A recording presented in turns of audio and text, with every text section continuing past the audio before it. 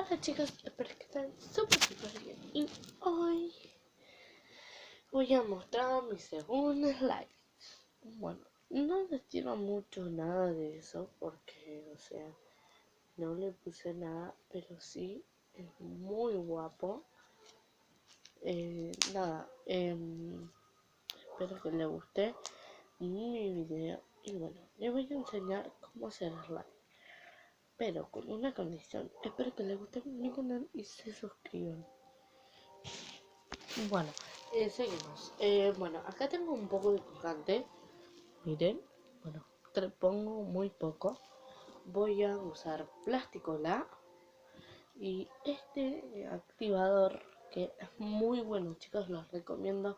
Quedan muy lindos los slimes. Espero que les guste.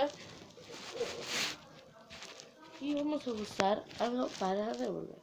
Yo voy a usar esta lapicera porque no me ande con carpa.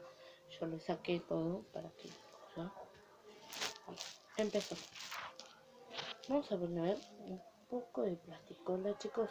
No nos pasemos porque si no puede ser duro.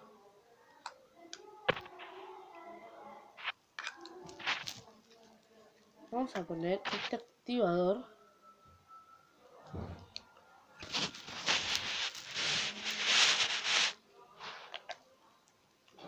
Chicos, poquito. Vamos a empezar a revolver. Y chicos, ya está el slide.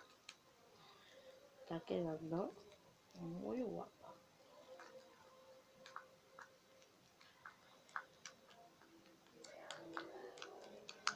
Seguimos revolviendo y chicos, queda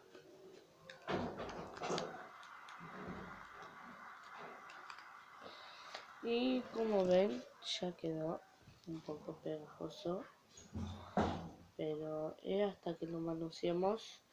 Hice muy chiquito, chicos, porque era nada más para mostrarle el activador, la plasticola. Les recomiendo usar colgante, esta plasticola y el activador.